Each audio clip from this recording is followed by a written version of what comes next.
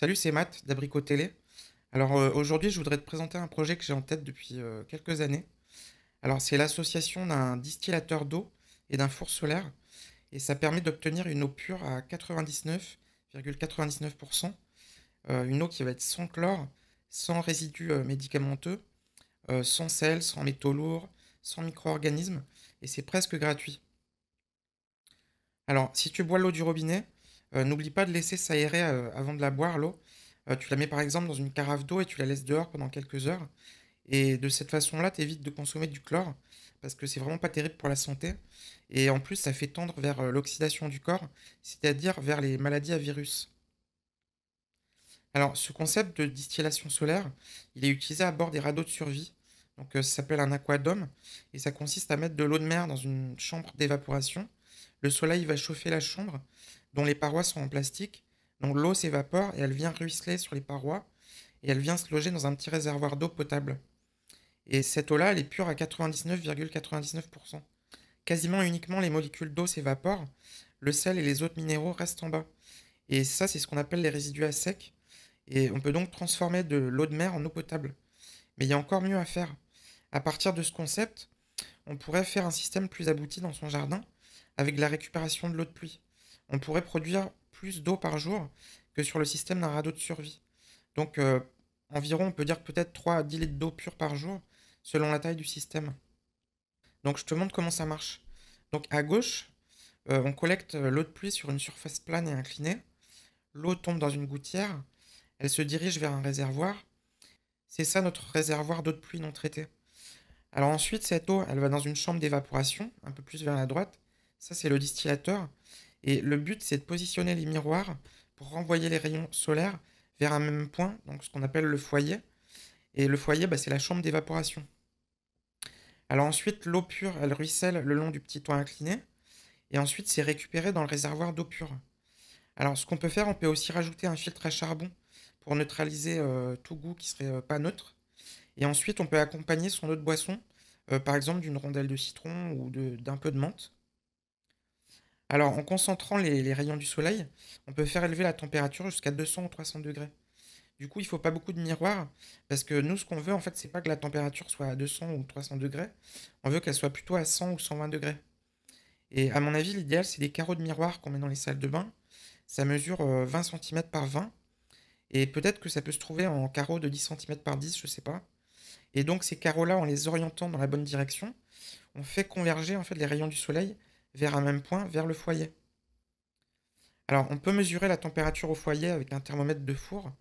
Ils vont généralement jusqu'à 300 ou 400 degrés. Et au four solaire d'Odeio dans les Pyrénées, ils font converger énormément de miroirs et ils atteignent une température de 3500 degrés. Donc avec cette température, tu peux faire fondre n'importe quel métal. Et ce qui est dingue en fait, c'est que c'est la moitié de la température de surface du soleil. Donc l'énergie récupérée, elle est vraiment colossale. Et si tu prends un bout de bois en fait et que tu le mets au niveau du foyer, en quelques secondes, le bout de bois s'enflamme. C'est assez impressionnant. Alors, c'est un super système, mais il y a quand même une contrainte, c'est qu'il faut tourner les miroirs vers le foyer. Donc il faudrait presque le faire toutes les heures, idéalement, vu que le soleil se déplace. Mais ça, en fait, on pourrait l'automatiser, ce processus-là, en fait, en mettant les miroirs sur une petite planche rotative. Et avec une courroie, en fait, tu fais entraîner des micromoteurs. Et du coup, tu vois, ça va suivre le soleil. Et avec un capteur, en fait, on peut mesurer la quantité de lumière reçue dans une direction donnée. Du coup, avec une grille de capteurs, tu peux savoir en permanence où est le soleil. Et donc, peu importe le mois de l'année, finalement, le système va s'adapter automatiquement. Et donc là, vu qu'on utilise un petit peu d'électronique, on a besoin d'un peu d'électricité. Mais ce qu'on peut faire avec un tout petit panneau solaire et une petite batterie, on peut avoir du courant 5 ou 12 volts sans problème. Et on peut même éventuellement utiliser un système de piles rechargeables. Bon là, c'est un petit peu plus contraignant puisque forcément, il faut les charger de temps en temps. Alors aussi, du fait d'utiliser l'électronique, on peut automatiser certaines choses. Par exemple, on peut mettre une sonde dans le réservoir d'eau. Et donc là, tu sais combien de litres il te reste. Et ça pourrait aussi ouvrir une petite électrovanne pour ramener de l'eau vers la chambre d'évaporation, ou pas d'ailleurs. Et les panneaux de miroir, ils seraient aussi gérés par l'électronique pour se placer pile face au soleil. Et par exemple, quand il n'y a plus d'eau dans la chambre d'évaporation, le système se place sur off. Donc les miroirs se tournent vers le nord pour plus renvoyer la lumière du soleil. Et le système, il pourrait aussi se mettre sur off quand le réservoir d'eau pure est plein, tu vois, pour pas que ça déborde. Et on pourrait aussi imaginer de recevoir un SMS quand le réservoir d'eau pure est plein. Et bon, ça, c'est un petit peu plus compliqué à réaliser. Mais sinon, on peut tout à fait avoir un réservoir très grand qui risque pas de déborder, par exemple 50 ou 100 litres. Tu vois, si tu produis, je sais pas, 5 litres par jour, tu vois, avec 50 litres, c'est la consommation de 10 jours, donc t'as vraiment de la marge. Alors, c'est aussi possible de ne pas passer par un four solaire, tu vois, pour plus de commodité.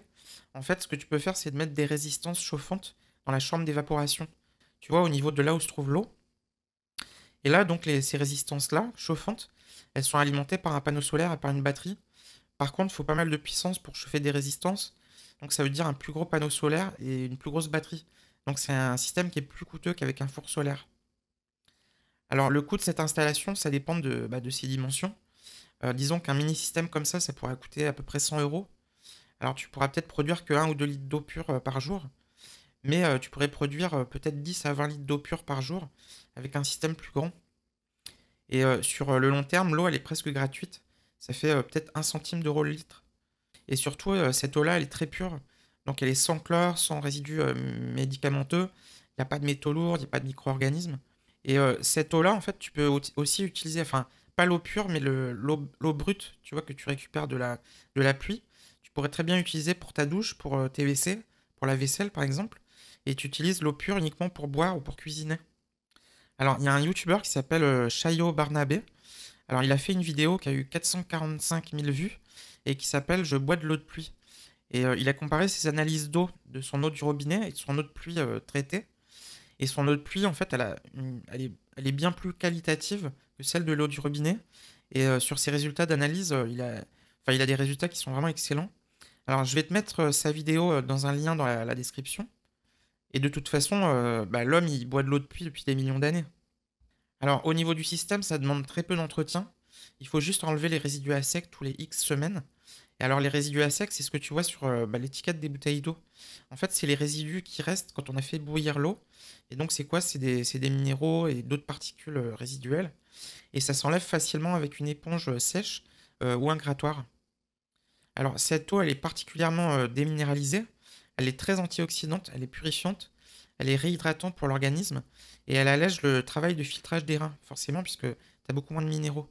Et selon Marc-Henri, donc c'est un chimiste de l'université de Strasbourg, c'est un des plus grands spécialistes de l'eau en France. Et lui, il dit que la meilleure eau, c'est l'eau la moins minéralisée possible. Et d'ailleurs, les grands malades, ils boivent les eaux en bouteille les moins minéralisées, comme Rosée de la Reine ou Montroucou. Donc, c'est les meilleures eaux que tu puisses boire. Sinon, il y a aussi l'eau de coco qui est excellente. Elle est non transformée, dénuée de goût de plastique. Mais pour avoir de la coco, il faut un jardin sous les tropiques. Par contre, en revanche, ce système de distillateur solaire, il peut marcher sous des latitudes tempérées. Alors, il y a aussi un facteur géographique qui joue, c'est que ce système-là, si tu l'installes à Bordeaux, tu vas pouvoir produire plus d'eau pure que le même système dans une région où il pleut presque pas et où il y a moins de soleil. Mais en théorie, ce système, il peut marcher presque n'importe où, pour peu qu'il y ait du soleil et de la pluie. Donc en gros, ailleurs que dans un désert chaud ou gelé, quoi. Alors maintenant, je vais te montrer une scène en 3D que j'ai fait il y a une vingtaine d'années. J'avais fait ça avec le logiciel 3D Studio. Et donc j'avais designé une maison idéale à base d'énergie renouvelable. Donc l'éolien, le solaire, et puis des roues à eau, tu vois, sur une rivière où il y a du débit. Alors donc à gauche, là, tu vois que tu as des serres. Donc ça, c'est pour faire pousser des fruits et légumes. Les serres seraient arrosées automatiquement toutes les heures. Par exemple, depuis le réservoir d'eau de pluie. Et donc la maison, elle produit plus d'électricité qu'elle en a besoin. Et donc on revend cette électricité. Et on garde une partie des fruits et légumes et on revend le reste en circuit court local. Et du coup, la maison, elle génère des revenus avec assez peu de travail. Il y a juste l'investissement au départ dans les panneaux solaires, les éoliennes. Bon, après, pour les roues à eau, c'est un peu plus compliqué. Parce qu'il faudrait presque racheter un vieux moulin. Mais même sans roue à eau, la maison peut déjà produire beaucoup, du moment qu'elle est dans une région ventée et ensoleillée. Et aussi, on peut avoir un certain nombre d'arbres à fruits en dehors des serres. On peut aussi avoir des poules pour avoir des œufs. Il peut y avoir des bassins pour élever des crevettes, des sardines, des maquereaux, des poissons qui sont riches en oméga 3. Et ça désoxyde le cerveau particulièrement. Et le cœur aussi. Alors, donc, tu rajoutes à cette maison un distillateur d'eau et un four solaire. Et donc là, bah, tu produis ton eau pure à 99,99%.